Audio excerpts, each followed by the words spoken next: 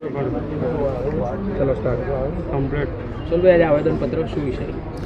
મારું નામ સોહિલ ચિસ્તિયા છે. આજે અમે આણંદ જિલ્લાના પોલીસ અધિક્ષક સાહેબની કચેરી આવ્યા હતા. આજે અહીં આવવાનું મુખ્ય કારણ એવું હતું કે આણંદ જિલ્લામાં અલગ અલગ પોલીસ સ્ટેશન, જેમ કે એક ગામડી પોલીસ સ્ટેશન, બે આણંદ ટાઉન પોલીસ સ્ટેશન, એક વિદ્યાનગર પોલીસ સ્ટેશનમાં છેલ્લા એક મહિનાની અંદર 4 કરતાં વધારે અરજીઓ થયેલી. અને આ અરજીઓની અંદર મુખ્ય કારણ એવું હતું કે મુસ્લિમ સમાજની દીકરી અન્ય સમાજના માણસો લલચાવી ફોસલાવી ધર્મ પરિવર્તન કરવાના કોઈ એક મુખ્ય એજન્ડાના આધારે બગાડી ગયેલા. અને આ અરજીઓ આજે મોકલેલ અમુક અરજીઓમાં 15 દાડા, અમુક અરજીઓમાં મહિના સુધીનો સમય જવા છતાં આજ દિન સુધી એક પણ દીકરીઓની ભાળ મળેલ નહીં અને પોલીસે આમાં કોઈ ચોક્કસ તપાસ કરેલ નહીં. તે અનુસંધાને અમે માન્ય પોલીસ અધિક્ષક સાહેબશ્રીને રજૂઆત કરવા આવ્યા હતા. અને અમારી મુખ્ય રજૂઆત એવી હતી કે આણંદ જે આટલો મોટો લઘુમતી સમાજ છે અને લઘુમતી સમાજની 4 દીકરીઓને આ રીતે કોઈ એક એવું સંગઠન હોવું જોઈએ કે જેનો કોઈ એવો એજન્ડા હોય કે મુસ્લિમ સમાજની દીકરીઓને લલચાવી ફોસલાવી ધર્મ પરિવર્તન કરવાના ઈરાદે, તેની જિંદગી બરબાદ કરવાના ઈરાદે આ રીતે બગાડી જવી. અને તેમ છતાં પોલીસે આજ દિન સુધી કોઈ એક્શન લીધેલ નહીં.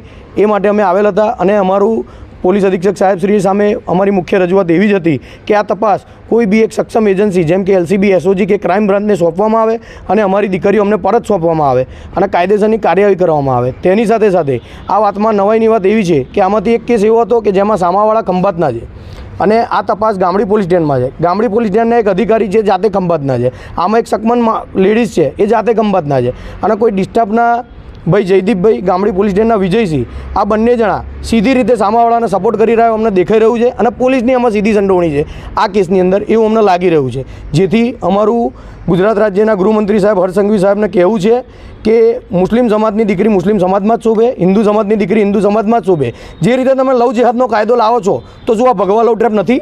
ભગવા લવ ટ્રેપનો કાયદો ના આવવો જોઈએ? ભગવા લવ ટ્રેપ હેઠળ આ લોકો સામે ફરિયાદ દાખલ ના થવી જોઈએ? મુસ્લિમ સમાજને સિટીઝન 2નું બિરુદ હજુ નથી મળ્યું. જેટલા દરેક સમાજના મૂળભૂત અધિકારો છે, મૂળભૂત હક છે, એટલા અમારા પણ છે.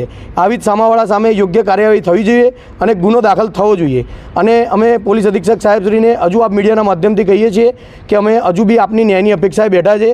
તો કોઈ એક ચોક્કસ એજન્સીને આ કામ સોંપી કાયદાની મર્યાદામાં આમાં યોગ્ય પગલાં લેશો, નહીં તો આમાં અમારા આગળ કાયદેસરની કાર્યવાહી કરવાની જરૂર પડશે. જરૂર પડે તો ગાંધીજીના માર્ગે અમે આંદોલનો પણ કરીશું. મારું નામ શેખ ફોઝિયા ઇકબાલ છે. અમે આણંદના રહેવાસી છે. મારી બેન 7 તારીખની ગતિ રહી છે. 14 તારીખથી આજે 15 દાડા થઈ ગયા. પોલીસ સ્ટેશન ગામડીમાં પહેલાં અમે ફરિયાદી ટાઉનમાં કરીને ગામડી સાહેબે આટલા 15 દિવસથી અમે ધક્કા કહીએ ને કોઈ જાણ નહીં, કશું માન્યું નહીં, કશું અભરતા નહીં.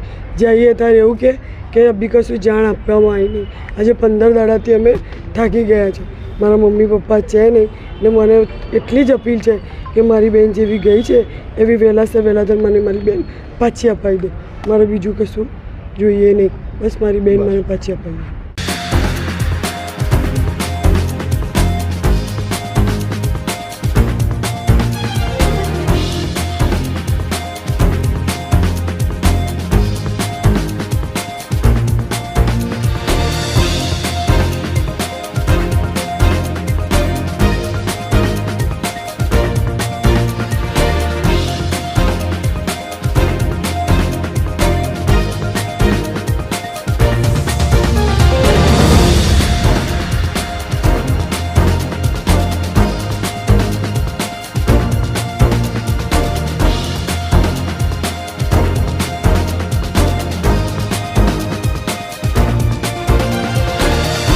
देश और दुनिया के खबर के लिए, अपने मुसीबत के समाधान के लिए एक बार लाइक, शेयर, सब्सक्राइब और कमेंट आप ज़रूर करें.